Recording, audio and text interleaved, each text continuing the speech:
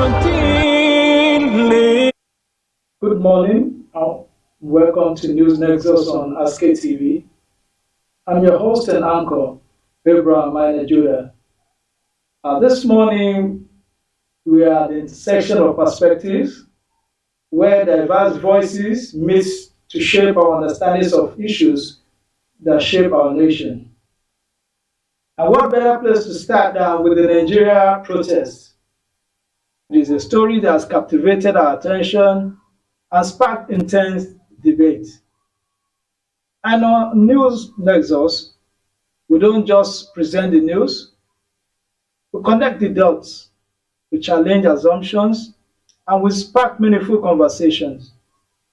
Over the next hour or so, we will delve into the heart of the protest, exploring the motivations, the consequences, and the possible outcomes. And joining me today virtually are two guests who I believe will give us a very robust analysis of what they feel about the protest, the issues that came up about Russian flags, about the protest being sponsored, the violence, and how it was largely peaceful in the southern part of the country, but in the northern part of the country, it was rocked by violence. So with me to this morning is Mr. Rufunse Ibrahim Joro, a social development consultant, a businessman, and I can say a politician. Mr. Rufunse, you're welcome. Good morning. Thank you, Abraham MAINA. Thank you for having me. And good morning, Tarabians. Good morning. And also with us here, joining us from Lagos, is Mr. Tony Adewumi, a socialist and human rights activist. Tony, good morning. Okay, thank you, Abraham. Yeah. Nice having me. Nice having you too. Last week on this program, I was with Tony and one other guest, and we had a very robust discussion on this issue of the protest. Now the protest has come to an end for the time being. What we are trying to see is what actually are the gains or the losses? What can we say the nation, all the protesters, learned from the protest? So let us dive into the matters without wasting much of our time. And I will start with Mr. Rufun. Please, can you briefly introduce yourself and share your perspective on the Nigeria protest? Okay. Good morning once more, Caribbeans. My name is Rufun Ibrahim Jaro. I'm a social development expert, particularly dealing with the issues of sustainable development at the rural and peri-urban levels. I try to solve problems that face rural communities: water, food preservation, innovation of some sort, anything that will make their lives better. That's what I do. On the side, I also do some politics. I contested for House of Reps in 2015, and then for Senate in 2019 at the party level. I never got past the party level, So and all this is because of my interest for seeing how I can add value at the grassroots level. But by and large, my view about the protest that happened the last time is simple. I said on another platform that, number one, government did not listen. Government was not very mindful of the minds of the voices of Nigerians, especially the young people. You would see that the protest was mostly driven by Gen Z, generation, the Gen Z generation. And these are people who do not think that they should listen as much as we older people should listen to our, older generation. They believe they have a sense of entitlement. They believe they should have met a better Nigeria that they were born into, but they didn't. Why should they suffer for the sins of other people? They have a lot of questions to ask. They have a lot of questions. They are not very patient, like we are. And when they started asking a lot of questions about why the suffering must continue, why things are the way they are, government ought to have listened. Government made promises, and has not kept these promises. And so it was natural for them to vent their anger somehow. Look, I do not think the protests were organized in the form people think it was organized. Organizers just came up to put a face to the protest after they saw the momentum it was gathering. It is similar to what happened during the NSAS process. First of all, the people were faceless. When it gathered momentum, some people came out to say, okay, we will represent the interest of the protesters. That's when you saw the likes of Adegorua, Falana, and the rest coming. But it was mostly organic. It was mostly people who were determined to go out on the street and vent their anger. If you notice, when the president saw that it was going to happen, or the government saw that it was going to happen, and they called society leaders, religious leaders, emirs, traditional leaders to tell them to go and talk to the people. Those society leaders knew that there was nobody to talk to, rather than to just speak generally to youngsters for them to shelve the protest. There was no specific people they could call out and say, okay, you speak to these people and they'll listen. No, it had gone past that. People were hungry. The uniting factor was that there was hunger in the land.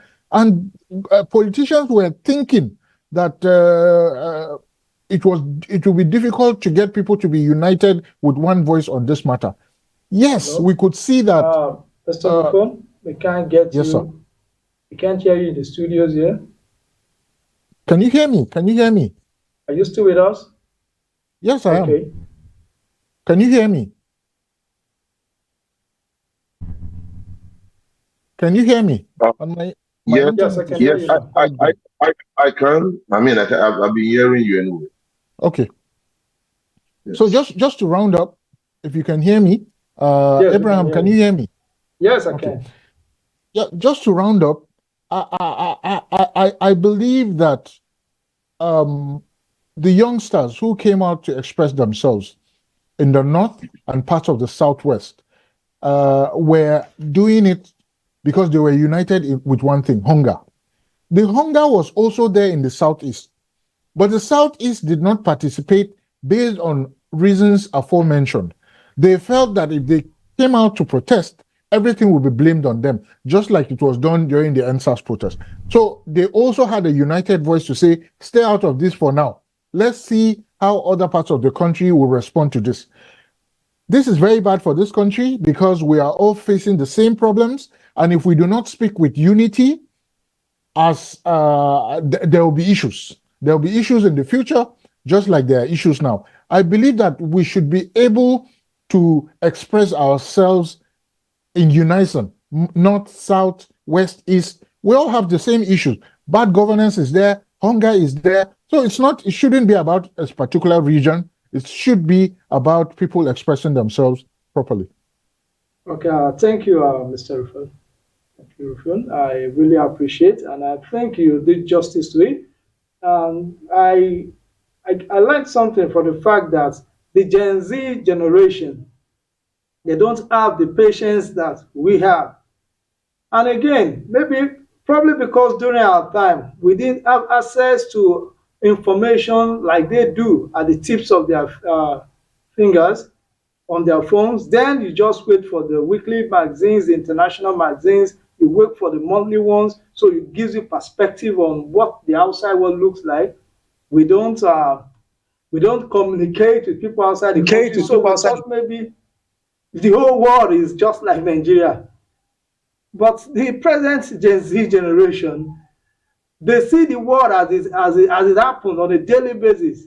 So probably they wouldn't have the patience we have. which I think government also need to understand all this. They have information at the tips of their fingers. They see what is happening around the world.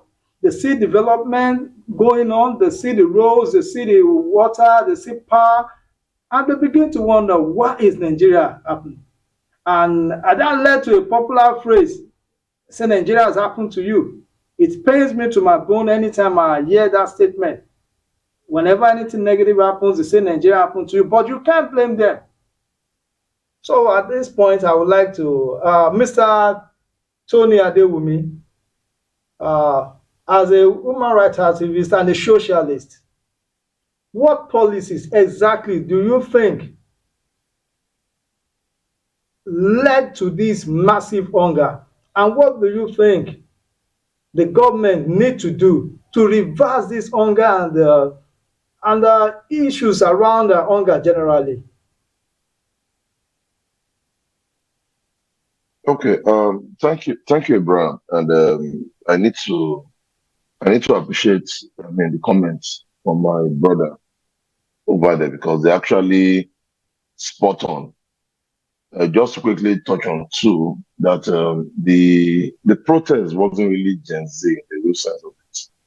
In the unlike, there's a big difference between what happened during SARS and what happened now. Yeah, I agree to an extent that the likes of Falano and Co came in between to probably show leadership. I won't like to dwell much on that because I think I actually gave an opinion on that about a week after they met the IGP or so, which I basically disagreed with the approach they made with regards to trying to show leadership because they were not they didn't call for the protests and actually didn't even participate in the protests at all. The exception of a knife and is it a knife young or so? That's this guy from the lawyer. The lawyer who actually did actively participated. And probably he came in day 2 or day 3 when we're having this protest. And let me also note that I was actually not in the country when the protest started and when it ended as well. I mean, we're involved one way or the other. We're involved one way or the other. So back to the question. The government created where we are today. Yes, they may feel that the protest has ended, but the protest has actually not ended. We saw what happened when Lagos State tried sharing eggs at subsidized price about few days ago to Lagosians. And while people were collecting the eggs, they were actually protesting. I think that to a large extent is actually instructive. So they were selling at is it at 4,500 or 5,000? Why a year ago a crate of eggs was going at 2,500. So we were saying, yes, thank you that it's a crate of eggs that if they were to buy to the market was selling at 7,000 or 6,000. And you guys are saying that's 4,500. But thank you. But at the same time, this is a significant increase to what they were used to a year ago. So I think that's instructive to me. So the government actually created, the problem we have today.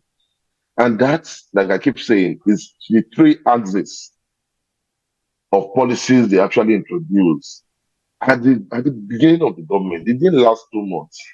So you had a situation whereby they removed, subsidy was removed.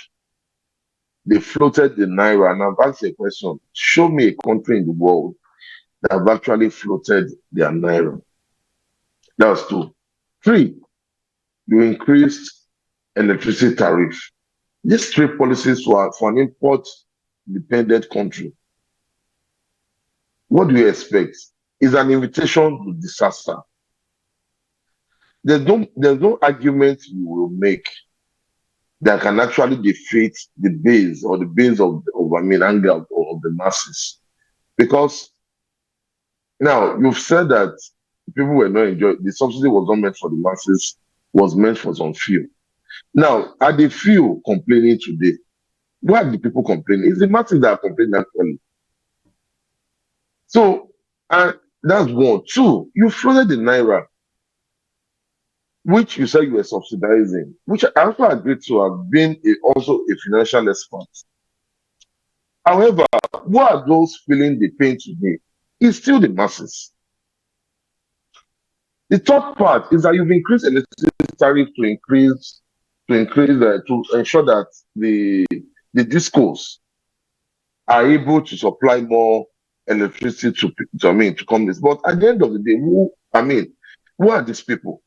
Now, let's look at the impacts of these various policies because it's actually very important.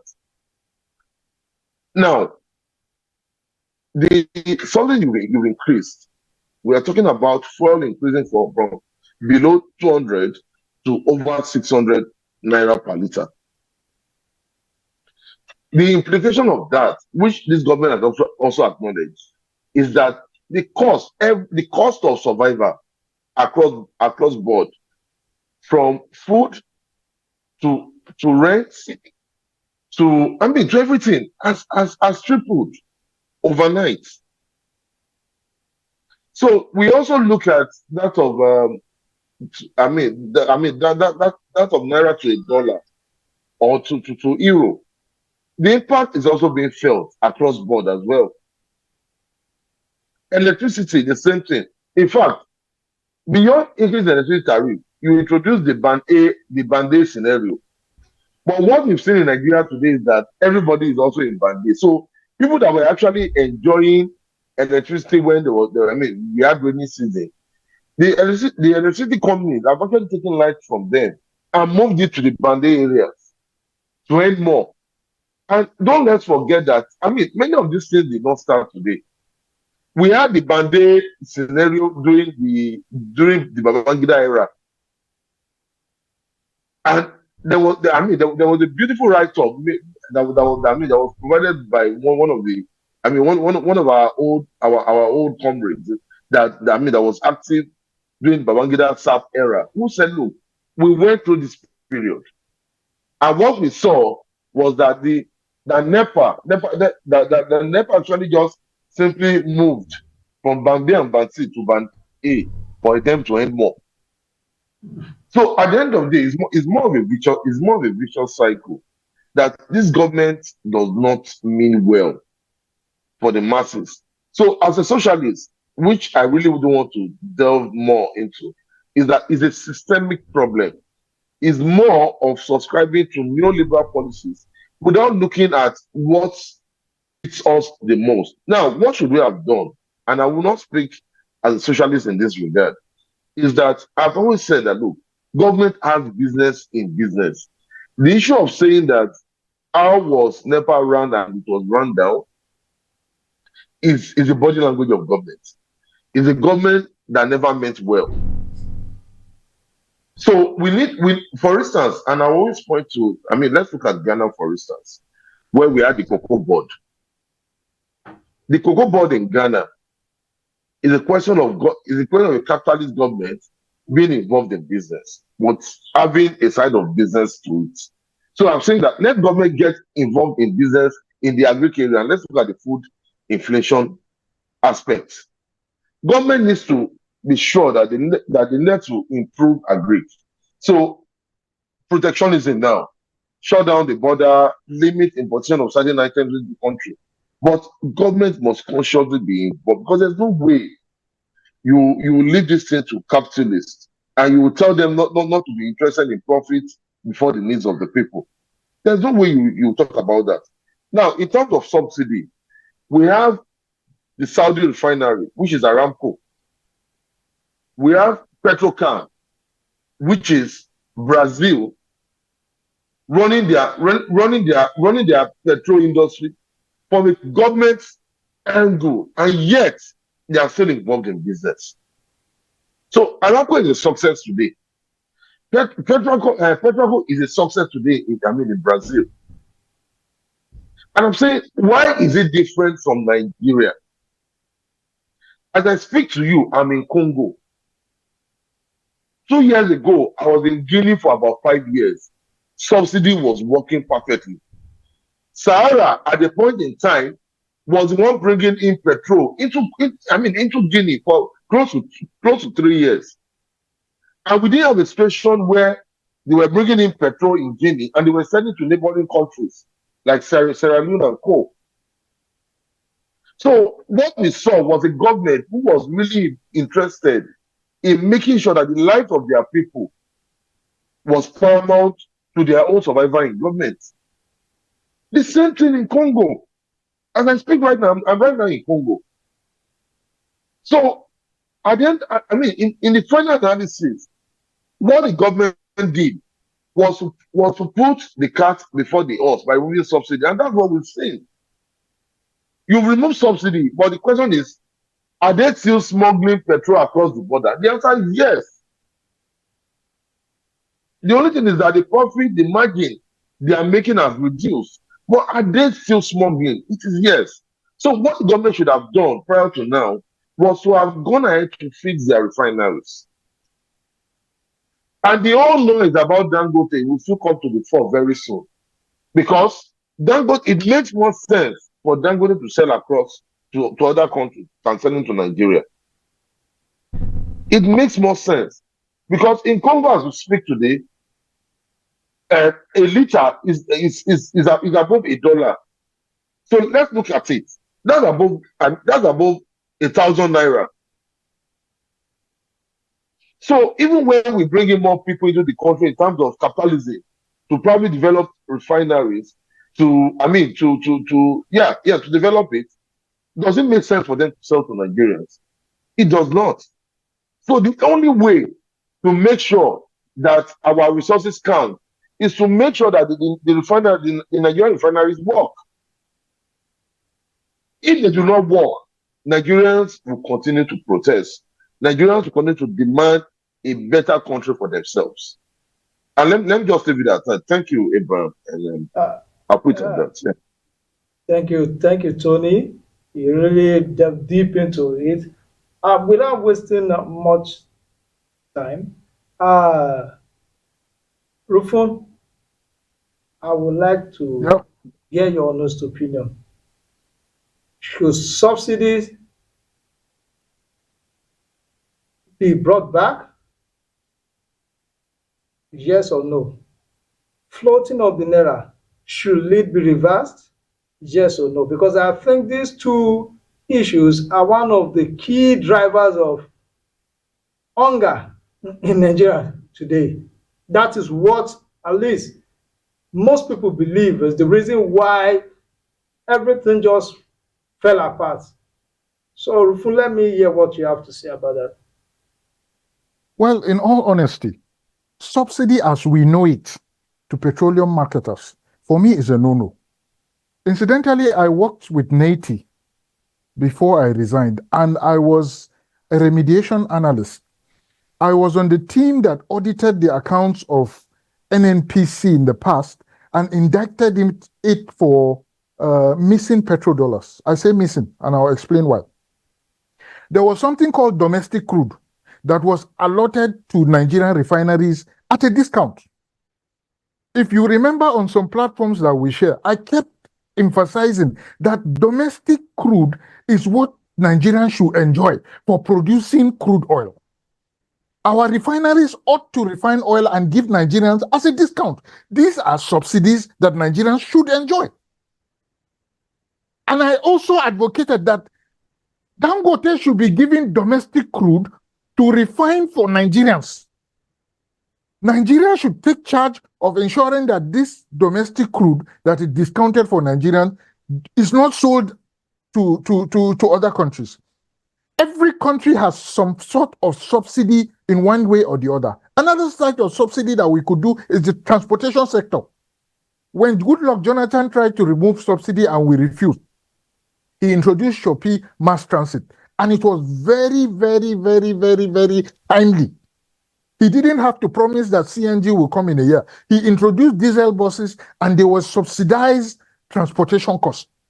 Now, this president came, removed subsidy on day one, promised CNG buses 14 months after, or 15 months after, commissioned 30 CNG buses, for goodness sake. Those 30 CNG buses were given for free, not even the government owned. How can you remove subsidy without immediate alternative, immediate sort of reprieve for the people? It's not done anywhere. The only thing Nigerians enjoy is subsidy from petroleum. So you needed to wait until at least our refineries were working. Because look, we have 4 refineries run by the NNPC. People are being paid full salaries, full emoluments, full training, not small salary. They are paying, they're on the top of the food chain in salaries for doing nothing. I have met somebody who has worked in Kaduna refinery for 7 years and has never seen crude oil. I'm not joking, because Kaduna refinery has not pumped a liter of oil for almost 10 years now. So what is he working for? Already they are being already they are enjoying what should have gone for subsidy. Sack them all, take their emoluments, give it to Dangote for him to run the cost of his staff, give him domestic crude, and let him pump out petroleum products to Nigerians at a subsidized rate. Let Nigerians enjoy it. We are barely getting electricity, and yet you have taken us to Ban A. As I'm speaking to you now, I've shut down my office because I cannot be paying 350 to 400,000 in electricity bills at home, and then also paying the same amount at my office. How much am I making? Shouldn't I just gather that money and be sharing to people on the street? And then the issue of floating the naira. If you check price of tickets, you will just see that. Okay, they floated the naira, it didn't work. Now they have come back 2 weeks ago to reintroduce auction because the free floating has not worked. All the government's interventions has not worked. The price of 1 tuber of yam is almost, you saw it in Kaduna, 100 tubers of yam was sold for $1 million. Who does that? A bag of rice is still more than it costs more than minimum wage. So one chicken is about 7,000 in Abuja or 8,000 for a moderate sized chicken. So tell me, what have you done to the people? How has your policy benefited the people? It hasn't. Till now, few people are making huge and humongous profits on importation of petrol. And let me tell you about this Dangote thing. This problem of Dangote will not go away. And ask me why. If you go to Apapa as we speak, people are still erecting tank farms. These are the people who have already seen margin to benefit from importation of crude. You think they will allow Dangote to work? Dangote's best bet might be to import crude, refine it, and export it and sell it. It's not for Nigerians. It will not work for Nigerians. Because those importers that are if you see the chaos in Apapa by importation of crude of petroleum products, those guys will not allow Dangote to function in this country. They have borrowed money, humongous amounts of money, to build those tank farms, and they will ensure that they make profit out of it. Even if it means bribing government officials or sabotaging Dangote, they will do it. Dangote did not look carefully when he jumped into this thing. He thought that the government will protect him. Government will not protect him, except he is very clear about a share that he will share with those people in power. Let me tell you, that is the whole truth. Subsidy should not come back the way it is, but government must find a way to ensure that it subsidizes the lives of Nigerians. That is the only thing that makes sense. Transportation, food, and all that. Inflation, it must be subsidized somehow. I agree with my brother on that. Okay. Thank you. I think we'll go on a short break now. We'll go on a short break, and when we come back, we will continue discussion. It's really getting very, very interesting. This is News Nexus on Ask TV. Let's go on a short break, and when we come back, the conversation continues. Masu kallon assalamu alaikum, barkanmu da warhaka, barkanmu da shigowa cikin wannan shiri ta dogaro da kai. Dogaro da kai maganar da ake cikin gari, yanzu lokaci ne yanzu mu yi nazari, makama sana'a domin mu guje wa garari. Dogaro da kai. Ni ce taku a kullum Kambari Rabi'atu. Kamar da muka sani a kullum, shirin yana zuwa ne ya zaƙulo mana hazikaku, jarumai kuma fitattu a wajen sana'o'in hannu. Da kai tattaunawa ce a zahiri da masu kasuwanci sana'a hannu cikin gari don a ba su damar tallata hajar su ko ɗari. Masu sana'a haske TV ce take kira mu amfana. Dogaro da kai maganar da ake cikin gari, ku zo mu garzaya sashen fikira. قد خصك الرحمن بالفضل والتيجان والروح والريحان يا حامل القرآن. قد خصك الرحمن بالفضل والتيجان والروح والريحان يا دائم الترتيل للذكر والتنزيل. بشراك يوم رحيل ستفوز بالغفران يا قارئ الآيات.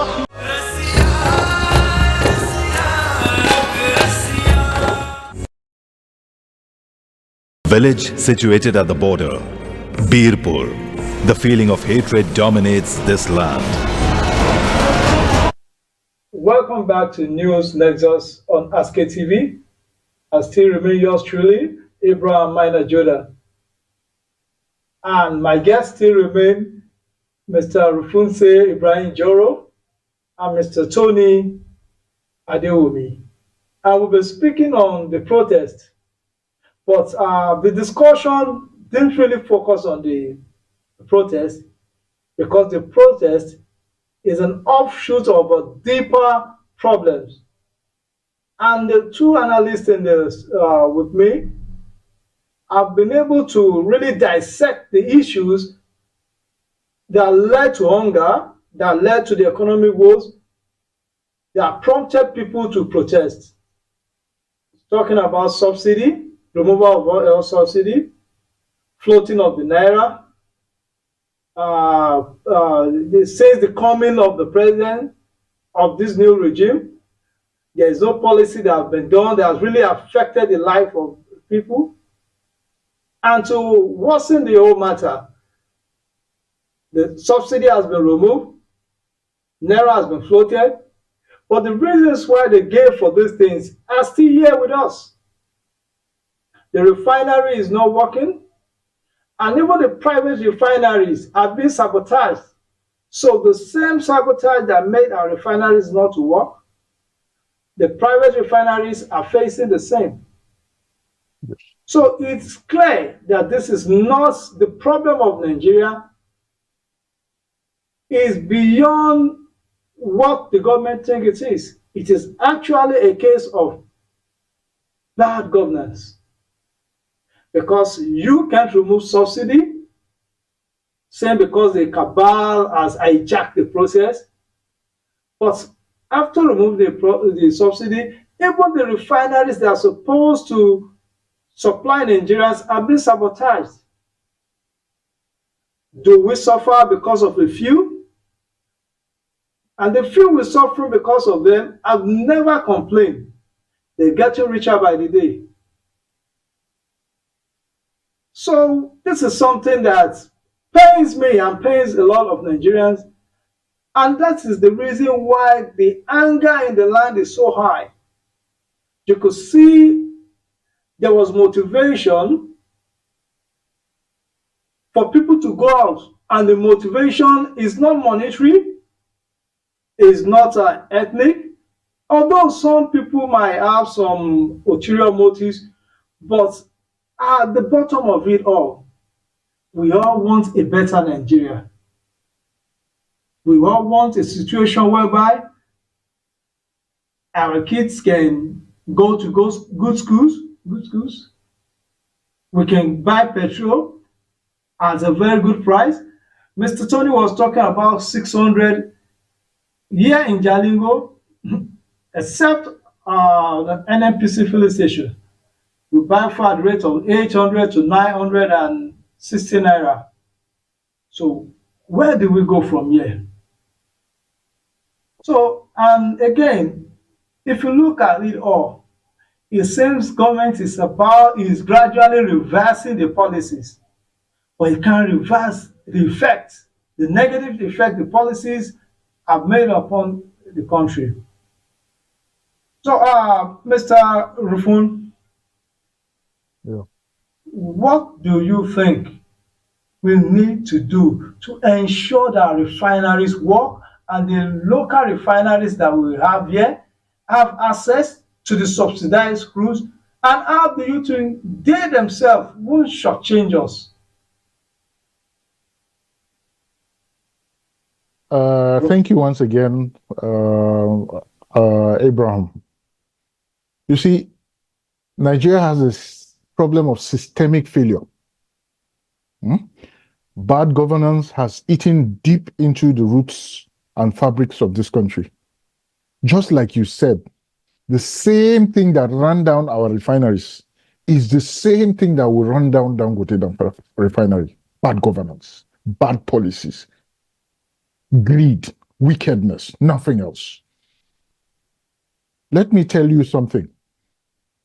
2 months ago, I had to go for a burial in Warri, and from Abuja, I mistakenly traveled by road. I didn't know that people don't go that way by road. A journey that used to take us 6 hours took me 12 hours, and that was because we had a military escort that helped us clear. The road was totally dilapidated and dead. You would struggle with trailers of and tankers of fuel, trailers of cement, especially between Okwela up to Warri. So on my way back, I took a train from Warri to Itakpe. The AKK, Abuja Kaduna Kano gas pipeline that they said will come on stream in August was still not welded in the main section. You will just see it on the side of the railway line. As you are going, you just see. So how will it come on stream in August?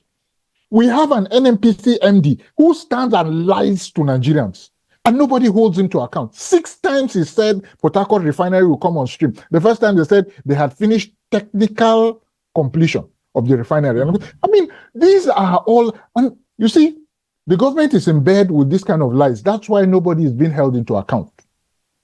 Dangote is shouting today because he could not just fathom, he could not just understand that him, a whole Dangote, could come to this point in his life to be frustrated. And let me tell you something.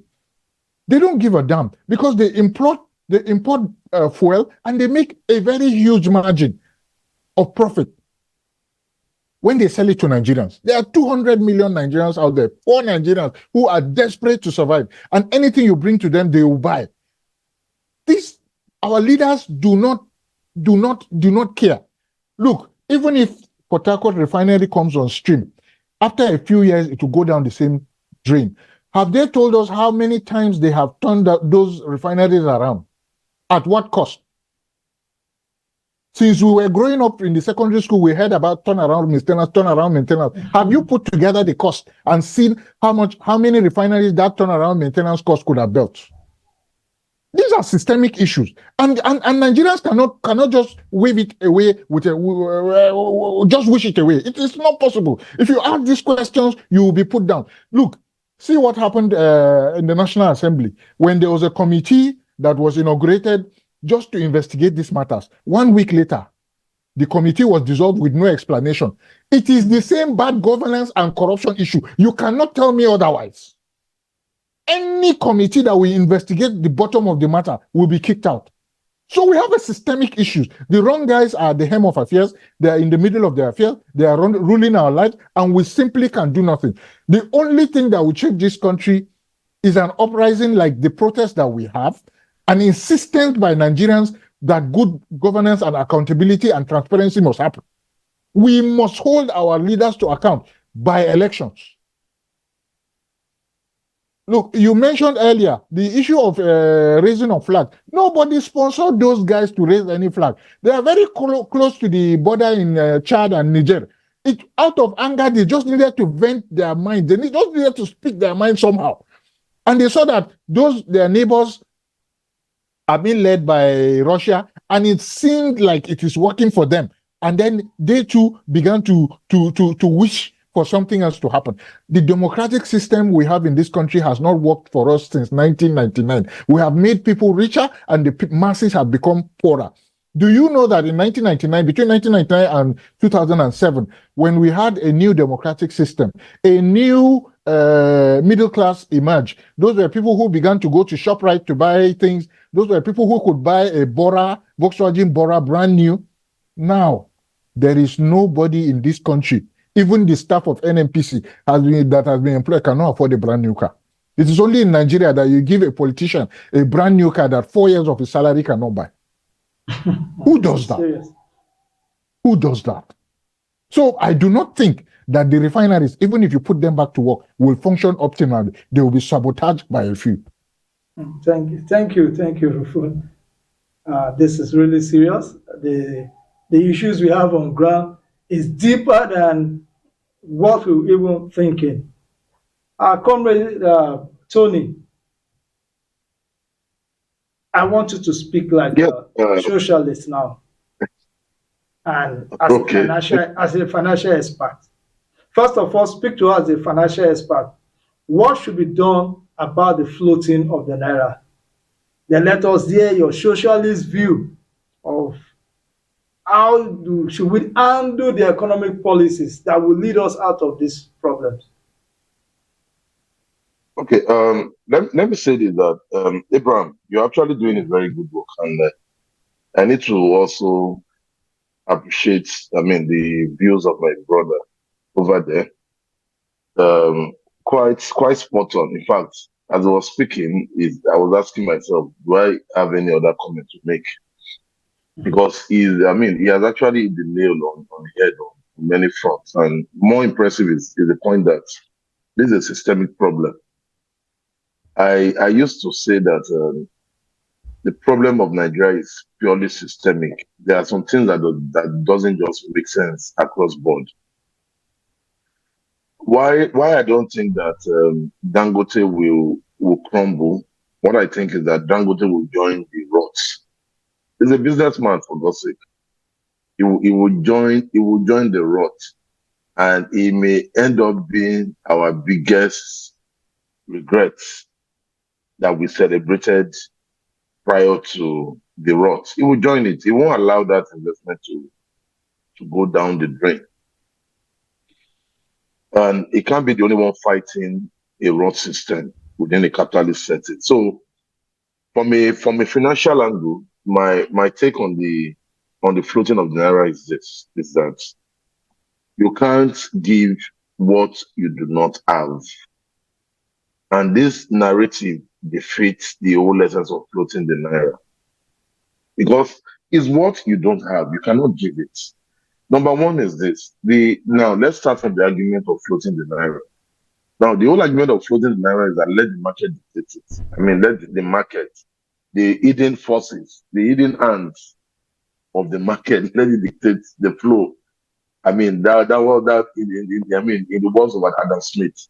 And that's what the likes of Wale Edun, Cardozo, Tinubu, that's what they are preaching. And it's actually all stupidity. Because I don't want to believe that they don't know what they're talking about.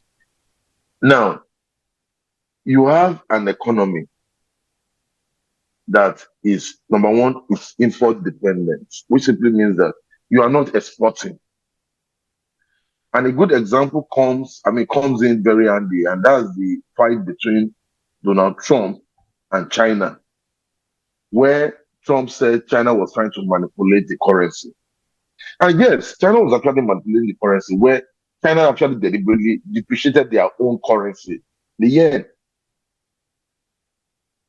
And it clearly shows what we are talking about here. In the sense that no one could have imagined that a government would deliberately, for the goods of his own, for the benefit of his own country, would depreciate its own currency. And the whole essence of that was to make the product that they were exporting to have an advantage over the products in those countries. You make it cheaper. And that brings to fore to the whole argument these guys are trying to make here. That we are not producing anything, for God's sake. So we are basically importing. Even look at when Buhari actually, had to close border, and we had 41 items on the banned list. Even at that, imported rice was still cheaper to rice that were being produced locally in Nigeria. Even in the midst of that policy. So the situation is this, is that you cannot be floating the naira in that instance because you are not producing it. The only thing, and that was why I have to make the argument very clear that government needed to go into business. If that involves that government needs to put up a body language to say, look, we are serious about corruption, because we keep pointing hands to civil servants in this country. But the civil servants are actually acting in response to the body language of those in power. So if government comes very clear to say, look, we're interested in business and we'll do it rightly. And that's why I gave the example of Aramco and Petraco in Brazil, or Petrocan in Brazil. That look, we need that body language to be very clear. And government needs to be involved in business in this instance. While I was growing up, we had Ministry of Works. Because I actually saw my dad's contract in Ondo State, where they were able to maintain dams, the dams in Aidi and Co., where they were actually constructing roads. So they had tractors, they had all these things. In our universities, for instance, in Obafemi Awolowo universities, in the food technology department, they were producing bread. For our senior ones that grew up, they had in the medical institutions, in the medical department, the students were operating on cadavers, and that was why Nigeria, for instance, University of Ilorin, was able to record that feat of removing a 6-foot nail from a 5-year-old child from the head. But what do we have today? What do we have today? We have collapsed institutions where government deliberately have destroyed or have abandoned public institutions in the pursuit of developing private enterprises. But don't let's be fooled, and that's why I agree that it's a systemic problem. Obasanjo went into the girls' universities. So the people, our leaders, are actually deliberately destroying public institutions to develop private enterprises, but they're actually the beneficiaries of it. They're the beneficiaries of it. So the flooding of the naira is government acknowledging the fact that it's to their own benefits. Look at the entire profit all these guys are pronouncing today. So you have all this, all of them are declaring profits. The profit, you ask yourself, where is this profit coming from? This profit is coming from FX differentials. It's coming from FX differentials. But are they really making profit? They are not. But the profit they are declaring is FX differential. So the shareholders are smiling low. More Nigerians in the real sense are unable to buy their produce. Wow. They are unable to. I mean, where is it coming from? So from a socialist angle here, is that government needs to get serious. Government needs to get involved in business. And maybe let's even drop the socialist angle, because it may be a bit, I think that's the topic for another day. But even from a capitalist angle, a capitalist government that is interested in alleviating the plight, the suffering of the people, but get involved in business. And I'll give a simple scenario here. let me use Ondo State. Sorry, I'm from Ondo State, so I'll keep using Ondo State as an example. If I'm to be the governor of Ondo State, for instance, what would I be doing? I'm saying that allow private enterprise to run. Let them do whatever they want to do. I don't want to. I don't want to be after anybody. But for instance, my universities, my state universities, my state polytechnics, they'll be well funded. When they are well funded, in return, they will contribute to the economy of that state. It simply means my engineering department, because they are well funded, they are able to develop. I mean, to develop tractors. Comrade, I think time is against us. You have to round up. Okay, that's fine. So you look at you look at the state universities, for instance, from the health to the engineering to what have you, they will be contributing in return to the state at no cost. So the engineering department will be able to construct roads at no cost, even from the angle of practicals. So at the end of the day, the problem of this country is the fact that government has refused to do business in the name of allowing private enterprise to own their responsibilities. And I mean, let me just end it at that. Thank you very much, Comrade Tony. Just like we said, time is no longer on our side. On this case, it is not bad governance that took away our time, neither was it subsidy. But time, as we all know, is a respecter of no one. And justice and advice to the government too. Time is not on the side. In a few years' time, Nigerians will come forward to look at their stewardship, to see and ask them questions and decide if they've done well or not. So before we go, just 10 seconds. Mr. Rufus, what's the final word? Just 10 seconds. Can I go ahead? Yes, 10 seconds, please. Well, the truth of the matter is that Nigeria is at crossroads right now, and we need a government that listens, a government that is innovative, a government that thinks outside the box, a government that has to be capitalist and has to be socialist at the same time, because 200 million people, hungry people, is a time bomb anywhere. So we need people who will be responsible for the actions that they take and expect reactions from the citizens that they serve. Thank you very much. Okay, comrade, 10 seconds, your final parting shot for us. So, I mean, my parting shot is that, like I earlier said, that this is a good one from you, Abraham. We need minds to do more of this. And I agree that we need a government that would actually respond. We're on a time bomb, and sooner than later this will explode, because I don't see this government responding without that bomb exploding. Okay. Thank you very much. I agree with you that we need to discuss this more, but to have more of this, we need to oil the machine of this. So we're calling on you and any one of you to bring us sponsors to this program so that we can extend the time also. Nigerians, Caribbeans, and everyone all over the world watching us. This is News Nexus on Ask TV. We've been able to delve into the matters beyond the protest to look at the root cause. And at the end of it all, we all agree that the problem of Nigeria is bad governance.